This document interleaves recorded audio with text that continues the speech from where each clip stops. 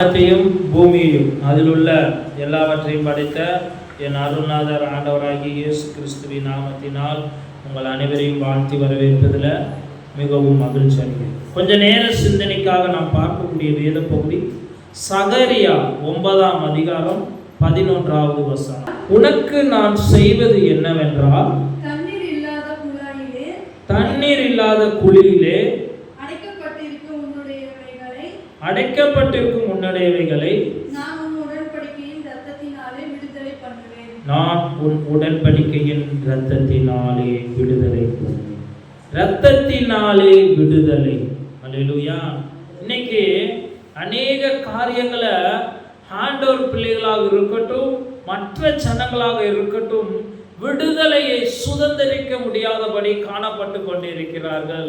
அநேகர் பாவத்துக்கு அடிமையாக, போதை வஸ்துகளுக்கு அடிமையாக, கஞ்சா மற்றும் குடி, பீடி, சிகரெட், பாவம், பெண் மோகம், இச்சை, துர்க்குரியங்கள், துர்க்குணங்கள், கெட்ட வார்த்தை பேசுதல், இது எல்லாவற்றுக்கும் அடிமையாக இருந்து கொண்டிருக்கிறார்கள். அப்படி அடிமையாக இருக்கிறவர்கள் அந்த அடிமைத்தனத்திலிருந்து வெளியில வரணும்னு ஆசைப்படுவாங்க. ஆனால் அவர்களோ அந்த அடிமைத்தனத்திலிருந்து வெளியே வர முடியாதபடி போராடி கொண்டிருப்பதை காண முடிகிறது. அதனால் அநேகர் மன உளைச்சலினாலும் மன அழுத்தத்தினாலும் இருப்பதையும் காண முடிகிறது. அப்படிப்பட்டவர்களுக்கு இந்த செய்தி என்ன சொல்கிறது என்றால், இரத்தத்தினாலே விடுதலை. அல்லேலூயா. யாருடைய இரத்தத்தினால் என்றால் இயேசு கிறிஸ்துவின் இரத்தத்தினால், ஒரு பாவமும் அறியாத இயேசு கிறிஸ்துவின் இரத்தத்தினால் அப்படிப்பட்டவர்களுக்கு விடுதலை என்று தேவன் சொல்லுகிறார். நீங்களும் நானும் ஒன்று மட்டும் செஞ்சா போதும். அவருடைய சந்நிதியில் வந்து, இயேசுவே எனக்கு இப்படிப்பட்ட பாவம் இருக்குது, எனக்கு இப்படிப்பட்ட அக்கிரமம், எனக்கு இப்படிப்பட்ட சூழ்நிலை இருக்குது, நான் இவ்வளோ கஷ்டப்படுறேன் இயேசுவே, என்னால் அந்த பாவத்தை விட்டு வெளில வரணும்னு நினைக்கிறேன், முடியலை. அப்படியே உன் ரத்தத்தினால என் பாவத்தை கழுவுங்க ஆண்டவரே. என் இருதயத்தில் உள்ள அந்த பொல்லாத குணங்கள், அந்த அடிமைத்தனத்தை கழுவி என்னை அந்த அடிமைத்தனத்திலிருந்து விடுவிங்கப்பா. பிசாசு பாவத்தினால என்ன நரக வாழ்க்கைக்கு கொண்டுட்டு போறான். அந்த அடிமைத்தனத்திலிருந்து என்னை விடுவிக்கும் பொழுது நிச்சயம் நான் விடுதலை ஆகுவேன். உன் ரத்தத்தினால் என்னை கழுவுங்கள் என்று கேட்கும் பொழுது நிச்சயம் இயேசு கிறிஸ்து அவருடைய ரத்தத்தினால் கழுவி உங்களை அந்த பாவ அடிமைத்தனத்தில் இருந்தோம், அந்த பிசாசின் கிரியையில் இருந்தோம், அந்த அக்கிரமத்தில் இருந்தோம், அந்த துர்க்குணங்கள் இருந்தோம் விடுவிப்பார். அல்லேலூயா. ரத்தம் என்ன செய்யும் என்பதை பார்க்க போகிறோம். லேவியாகமம் 17ஆம் அதிகாரம் 11வது வசனம் சொல்லியிருக்கிறது, ரத்தமே பாவத்தை நிவர்த்தி செய்கிறது. அல்லேலூயா. ரத்தம் தான் உன் பாவத்தை நிவர்த்தி செய்யக்கூடியதாக இருக்கிறது. வேற எந்த ஒரு கிரியையும் பாவத்தை நிவர்த்தி செய்யாது. ஏனென்றால் ரத்தத்தில் உயிர் இருக்கிறது. அல்லேலூயா. அல்லேலூயா. நீ போய் என்னையே தருகிறேன் அப்படின்னு சொன்னா, ஐயோ அவங்களுடைய பாவத்துக்காக என்னையே தருகிறேன் அப்படின்னு சொன்னா நிவர்த்தி செய்யாது. என் சரீரத்தை ஒரு கையை வெட்டி கொடுக்கிறேன், என் உடம்ப கொடுக்கிறேன் அப்படின்னா உன் பாவம் நிவர்த்தி ஆகாது. ரத்தம் சிந்த வேண்டும். அல்லேலூயா.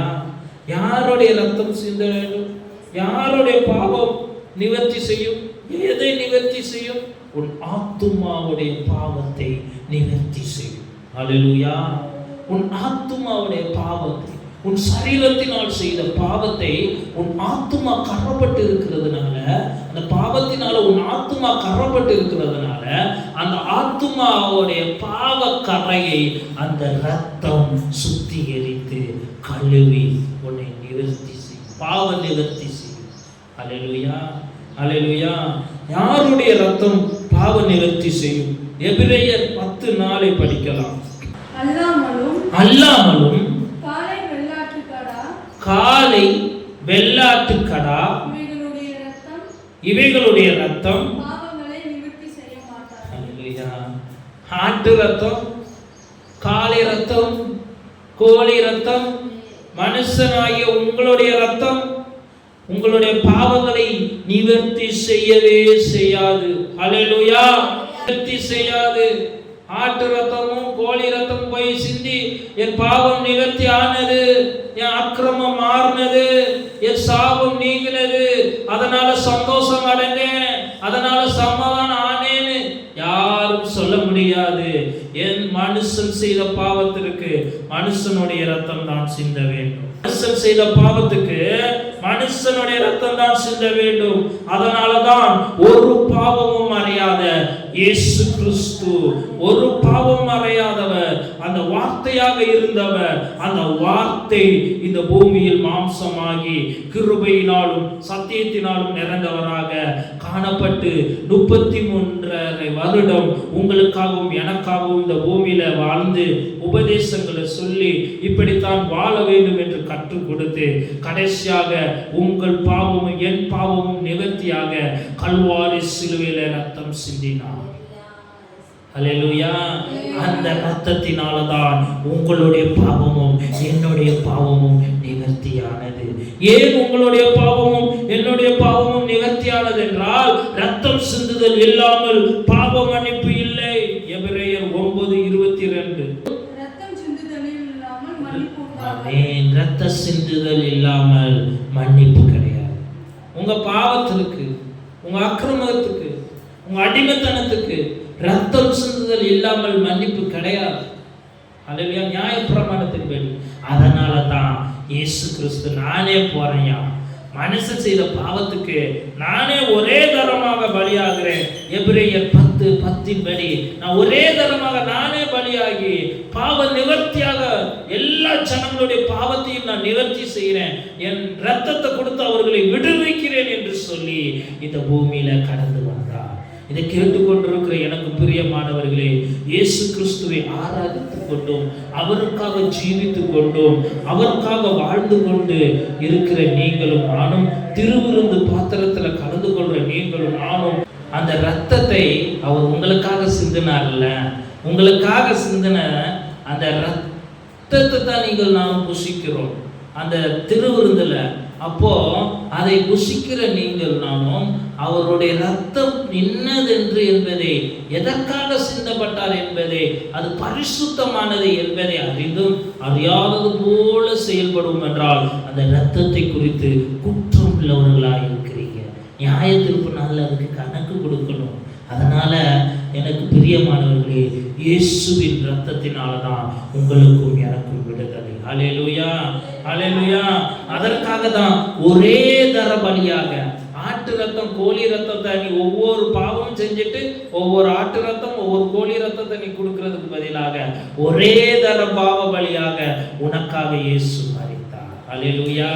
இன்னைக்கு சில ட்ரெண்டிங் எப்படி என்றால், பாவத்தை செஞ்சுட்டு வந்து சர்ச்சில் உட்கார்ந்து ஜெபம் பண்ணா விடுதலை வந்துடும்.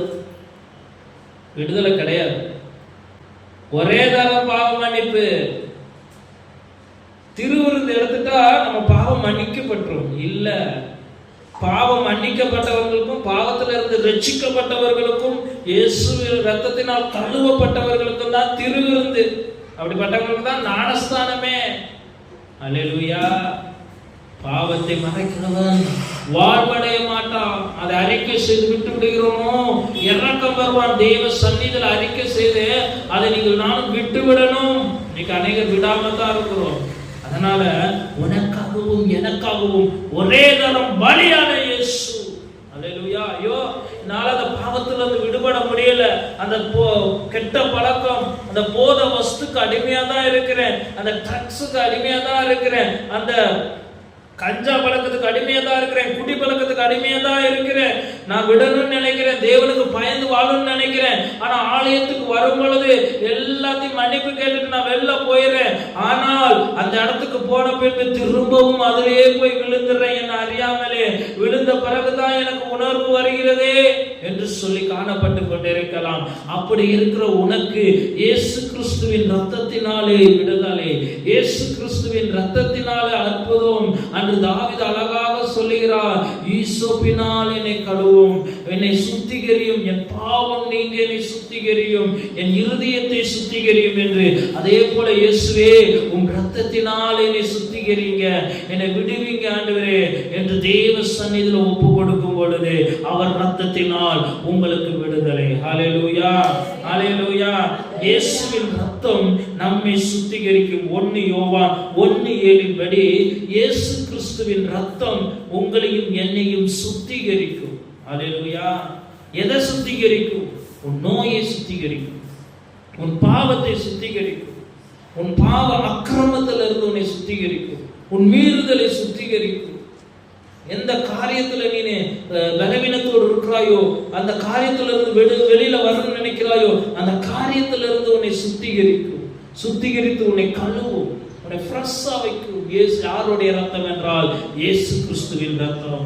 இரண்டாவதாக இயேசுவின் ரத்தம் உங்களையும் என்னையும் நீதிமானாக்கும். அல்லேலூயா. விசுவாசிக்கிறவர்கள் தான் நீதிமானாக ஆக்கப்படுவார்கள். நீதிமான் பிழைத்து போவான் விசுவாசிக்கும் பொழுது. அதனால நீங்க விசுவாசிக்கணும். எதை விசுவாசிக்கணும்? இயேசு கிறிஸ்துவின் ரத்தம் நம்மளை நீதிமான் ஆக்கும் என்று விசுவாசித்து அவரோட ஒப்பு கொடுக்கும் பொழுது உன் பாவ கரைகள், உன் அக்கிரமங்கள், உன் குறைகளை எல்லாவற்றையும் நிவர்த்தி செய்து மனிதர்கள் என்ன சொன்னாலும் பரவாயில்லை என்று சொல்லி தேவனிடம் ஒப்பு கொடுக்கும் பொழுது அந்த இயேசு கிறிஸ்துவின் ரத்தம் உன் இருதயத்தையும் உன்னை எல்லாவற்றையும் சுத்திகரித்து உன்னை நீதிமானாக மாற்றும். அல்லேலூயா, அல்லேலூயா, அல்லேலூயா, அல்லேலூயா, அல்லேலூயா. தலைப்பு இரத்தத்தினாலே விடுதலை. சகரியா 9:11. இரத்தம் என்ன செய்யும்? லேவியாகமம் 17ஆம் அதிகாரம் 11வது ஆத்துமாவுடைய பாவத்தை நிவர்த்தி செய்யும். யாருடைய ரத்தம் பாவ நிவர்த்தி செய்யும்? ஆட்டு ரத்தமோ, கோழி ரத்தமோ, காளை ரத்தமோ அல்ல பாவ நிவர்த்தி செய்வது. எபிரேயர் 10:4, எபிரேயர் 9:22. ரத்தம் சிந்துதல் இல்லாமல் பாவ மன்னிப்பு இல்லை. யாருடைய ரத்தம் சிந்தப்பட வேண்டும் என்றால் ஒரு பாவமும் அறியாதவருடைய ரத்தம் தான் சிந்தப்பட வேண்டும். அதற்காகத்தான் இயேசு கிறிஸ்து அன்று மனுஷ ரூபமாக இந்த பூமியில வந்து உங்களுடைய பாவங்களுக்காகவும் என்னுடைய பாவங்களுக்காகவும் ஒரே தரம் பலியானார். எபிரேயர் 10 ரத்தம் நம்மை சுத்திகரிக்கும். எதிலிருந்து சுத்திகரிக்கும் என்றால் பாவத்திலிருந்தும் அக்கிரமத்திலிருந்தும் இருக்கும். 1 யோவான் 1:7. இயேசுவின் ரத்தம் நம்மை நீதிமான ஆக்கும். ரோமர் 5:9 படி இந்த வார்த்தையின் மூலமாக ஆண்டவர் உங்களை ஆசீர்வதிப்பாராக. ஆமென்.